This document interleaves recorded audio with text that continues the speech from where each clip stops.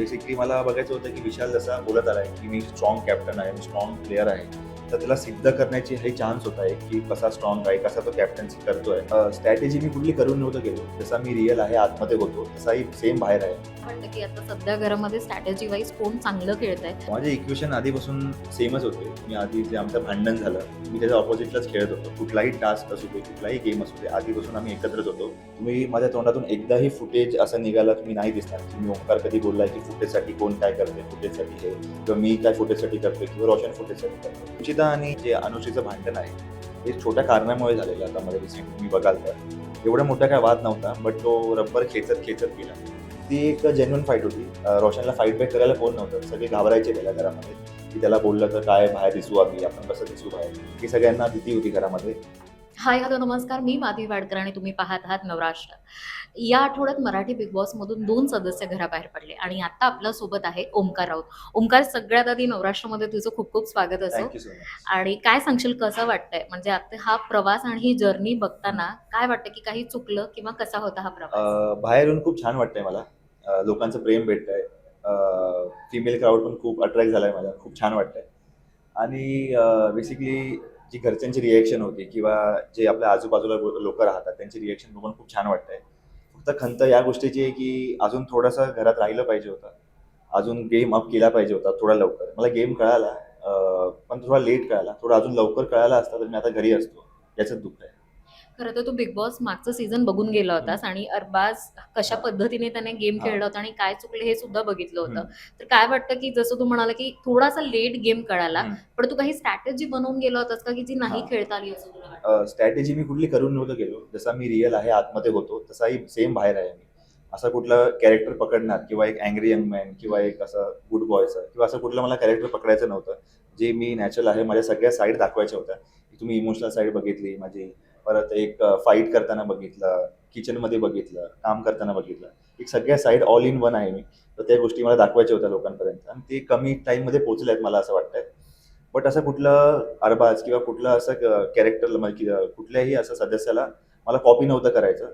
माझा असा individual personality मला दाखवायची होती लोकांसमोर आणि ती मी दाखवली कमी वेळात. कमी वेळात. म्हणजे तुझा ओंकारचा जो गेम होता तो येस. तुला प्रेझेंट येस, करायचा होता. नक्कीच. तुझ्या या जर्नीमध्ये काही इक्वेशन्स आपल्याला बघायला मिळाले, हं. म्हणजे जे बनत सुद्धा होते आणि हां. ते तुटले सुद्धा. राइट. विशाल सोबत खरं तर तुझी घरामध्ये एंट्री झाली होती. नंतर हं. फाईट आपल्याला बघायला मिळाली राइट. आणि आत्ता एंडिंगला आपण जर काही आठवडे बघितलं, हां.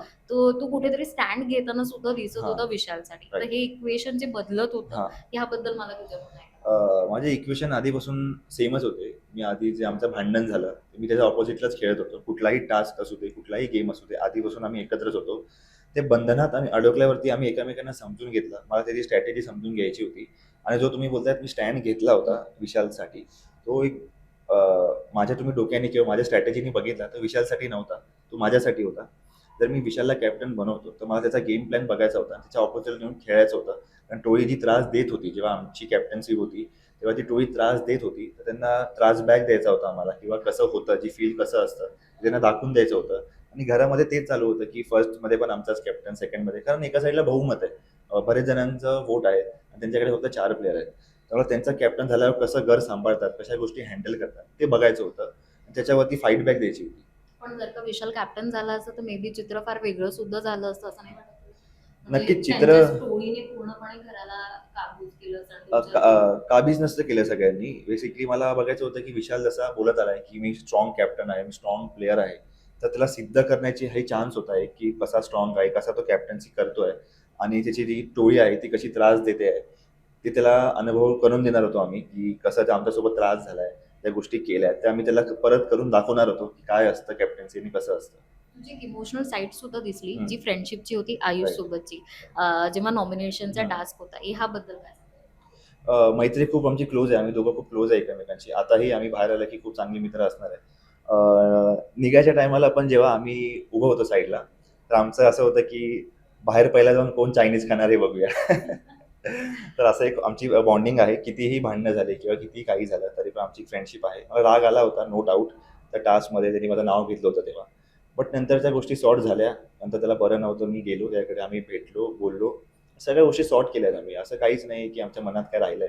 तो जाताना बोलत होता, मी गेलो नंतर मी बघितलं एक एपिसोड मी गेल्यानंतरचा. त्याला काहीतरी बोलायचं होतं मला, बट ते बोलू शकला नाही. तो आता बाहेरून बोलेलच काय बोलायचंय ते.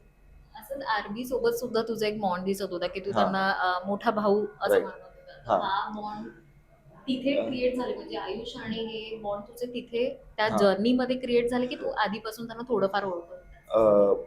घरातले जे सदस्य होते त्यातले मी फक्त 1-2 जणांनाच ओळखत होतो मी ओके, कोणाला? आधीपासून. रुचिता एक आहे आणि रुचिताच आहे मे बी अजून कोणालाच मी ओळखत नव्हतो. आणि आरवी आणि माझा काही संबंधच येत नाही बाहेर ओळखण्याचा. कारण त्याची फील्ड खूप वेगळी आहे, माझी फील्ड खूप वेगळी आहे. आतमध्येच आम्ही जे बॉन्डिंग झालंय ते आमचं आतमध्येच झालंय. आम्ही चांगले फ्रेंड झालो. मग सल्ले द्यायला लागले. मी त्याला एक जो आपल्याला सल्ले देतो चांगले, आपण त्याला वयाच्या हिशोबाने भाऊ मानतो.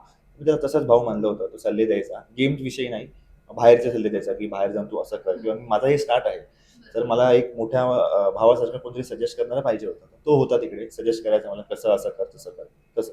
सगळ्यात जास्ती फाईट किंवा वादावादी ही रोशन सुद्धा म्हणजे रोशन सोबत तुझी झालेली दिसली. हां, कुठेतरी असं की तो फुटेजेस तुला देतो कारण एक मोस्टली वर्ड हां, तुम्ही सगळे आता सध्याचे बिग बॉस हां, मध्ये वापरत होते हां, की माझ्यामुळे तुला फुटेज हां. मिळतंय. सो रोशनचं आणि हे जे तुझी फाईट होती हं. त्याबद्दल मला ऐकायचं. तुम्ही जर बघितले असतील, मी 1 महिना होतो, 3-4 आठवडे होतो. तुम्ही माझ्या तोंडातून एकदाही फुटेज असं निघालं तुम्ही नाही दिसणार, की मी ओमकार कधी बोललाय, की फुटेजसाठी कोण काय करतंय, फुटेजसाठी हे किंवा मी काय फुटेजसाठी करतोय किंवा रोशन फुटेजसाठी करतोय. असं मी कधीच नाही बोललो. जे माझ्या साइडने होतं ते सगळं जेन्युइन होतं. फुटेजसाठी काहीच नव्हतं. कारण रोशन जे करतोय, रोशन आणि आम्ही जे करत होतो, ती एक जेन्युइन फाईट होती. रोशनला फाईट बॅक करायला कोण नव्हतं. सगळे घाबरायचे त्याला घरामध्ये, की त्याला बोललं तर काय बाहेर दिसू आम्ही, आपण कसं दिसू बाहेर. ही सगळ्यांना भीती होती घरामध्ये. पण मला जिकडे खटकलं त्याचं वागणं, तिकडे मी बोललो नाही. मी फाईट बॅक दिली आहे त्याला. तेच आमचं सुरू होतं. भाऊच्या धक्क्यावरती रितेश दादाने भाऊने टोळीचं कौतुक सुद्धा केलं हं. की टोळी स्ट्रॅटेजी वाईज आणि हां. एकत्र एकमेकांसाठी खेळतायत. राईट. पण तितकीच टोळीबद्दल कमेंट्स किंवा आपण हे सुद्धा बघतोय की रुचिता असो किंवा अनुश्री हं. फार वाद किंवा कमेंट्स जे काही त्यांचे असतात हां. ते होताना दिसत आहेत. हां. पर्सनली तू त्यांना काय वाटते तुला जेव्हा तू आता त्या हं. घरामध्ये राहतोयस हां. कसं आहे ते सगळं? जे रुचिता आणि जे अनुश्रीचं भांडण आहे, ते छोट्या कारणामुळे झालेलं आता मध्ये रिसेंटली तुम्ही बघाल तर. एवढा मोठा काही वाद नव्हता, बट तो रबर खेचत गेला. एवढा काही वाद नव्हता त्यांच्यामध्ये. त्यांनी जस्ट मे बी फुटेजसाठी असू शकतं ते गोष्ट किंवा कुठल्याही गोष्टीसाठी असू शकतं. बट त्यांना वाद न करता भाऊंनी त्यांची तारीफ केली होती, की तुमच्यामध्ये खूप एकता आहे, तुमच्यामध्ये खूप एकता आहे. तुम्ही एकताने पुढे जाऊ शकतात. बट भाऊ बोलले, की थोड्या टाईमानंतर येतो मी. बंद झाला भाऊचा कॅमेरा. त्याच्यानंतर ते लगेच 2 मिनिटांनी भांडायला लागले. तर त्यांचं ते काय स्ट्रॅटेजी असू शकते टोळीमध्ये, की आपलं आपणच फुटेज घ्यायचं किंवा काय ते माहीत नाही. पण ग्रुपमध्ये सुद्धा इतरांशी सुद्धा सगळ्यात जास्ती वाद हे रुचिताचे होताना दिसत हां. होते आणि अनुश्रीचे. हं. पर्सनली तुला त्यांची मतं पटत होती की कशी वाटत? मला रुचिताची मतं पटतात. बट एका टाईमपर्यंत जेव्हा ती 2-3 मतं मांडते, तेव्हा चांगली मांडते.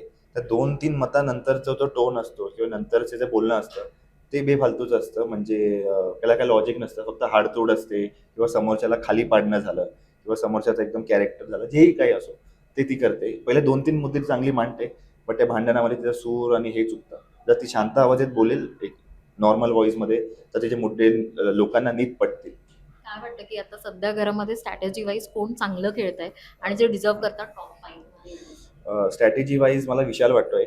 डिझर्विंग आयुष पण आहे, जर त्याने गेम अप केला तर. आणि रुचिता पण मला वाटते, जर तिने पेशन्स ठेवले, थोडं सांभाळून खेळलं, तर ती रुचिताही येऊ शकते. आणि तन्वी कन्फर्म आहे टॉप 5मध्ये. खूप चांगला गेम आहे तिचा. एवढेच वाटतात मला. अजून कोणचा स्ट्रॅटेजी एवढी खास वाटत नाही मला. आणि तुझ्या जागी आज इथे कोण हवं होतं असं तुला वाटतं? माझ्या जागी बरेच लोकं असते इकडे. सचिन भाऊ झालं, प्रभू झाला, रोशन स्वतः आहे. तर या सगळ्या मला वाटतात, की माझ्या जागेवरती आता असू शकतात. बट मी आज बाहेर आहे. खूप छान. Thank you. Thank you so थोडक्यात मच. असा हा संवाद झाला हां. त्यासाठी.